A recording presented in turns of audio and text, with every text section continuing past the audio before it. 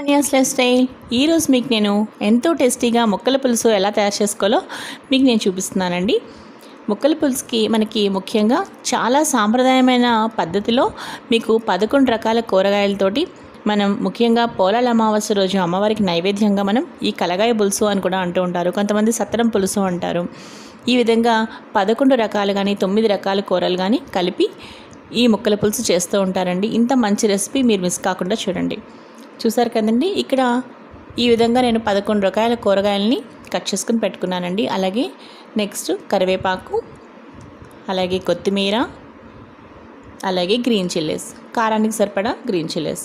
ఇక్కడ మనం వెల్లుల్లి ఉల్లిపాయ మాత్రం వాడమండి, ఎందుకంటే మనం నైవేద్యంగా చేసుకుంటున్నాం కాబట్టి. మామూలు అప్పుడు మనం చేసుకున్నాం అనుకోండి, చాలా చక్కగా మీరు వేసుకోవచ్చు, వెల్లుల్లిపాయ వేసుకోవచ్చు, ఉల్లిపాయ వేసుకోవచ్చు.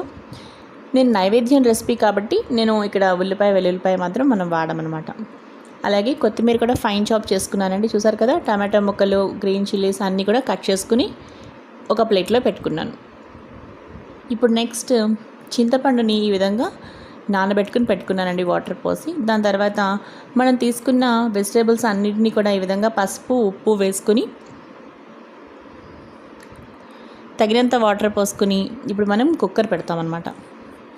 అలాగే చింతపండు కూడా ఈ విధంగా పులుసు తీసి పక్కన పెట్టుకున్నానండి. అంతేనండి, ఇక కుక్కర్లో నేను ఏమీ వేయలేదు, మీరు చూస్తున్నారు కదా.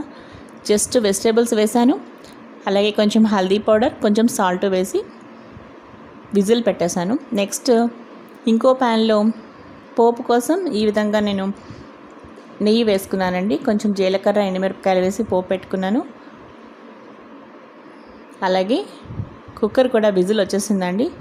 చూద్దామండి, మనకి పులుసు చాలా బాగా రెడీ అయిపోయిందండి. మీరు మన మామూలు అప్పుడు కూడా చేసుకోవచ్చు అనమాట. ఇప్పుడు నేను నైవేద్యంగా చెప్తున్నాను కదా, ఇది రైస్లో కూడా చాలా బాగుంటుందండి. మీరు తప్పకుండా ట్రై చేయండి. అలాగే పోపు మొత్తం వేసేసుకుంటాం. అలాగే నేను ఇక్కడ పంచదార వేసుకుంటున్నానండి, మీరు కావాలంటే బెల్లం కూడా వేసుకోవచ్చు. ఇప్పుడు మనం చింతపండు పులుసును కూడా వేస్తాం కదా, పోపు కూడా వేసేసాము. శుభ్రంగా కలుపుకున్న తర్వాత ఇప్పుడు మనకి పులుసు చిక్కదనం కోసం ఇక్కడ శనగపిండి అయినా వేసుకోవచ్చు. కొంచెం శనగపిండిని కానీ, బియ్యపిండి కానీ, లేదంటే కార్న్ఫ్లోర్ని కానీ ఒక 2 టేబుల్ స్పూన్ వాటర్లో కొంచెం మిక్స్ చేసి దాన్ని కొంచెం మనం అలా వేసుకుంటే, సిమ్లో పెట్టుకుని కొంచెం అలా కలుపుకుంటే పిండి ఇందులో పులుసు చిక్కగా ఉంటుంది. మరీ నీళ్ళలా కాకుండా, మరీ గట్టిగా కాకుండా లైట్గా వేయండి. సో నేను కూడా ఈ విధంగా పొడి కొంచెం కలుపుకున్నానండి. నేను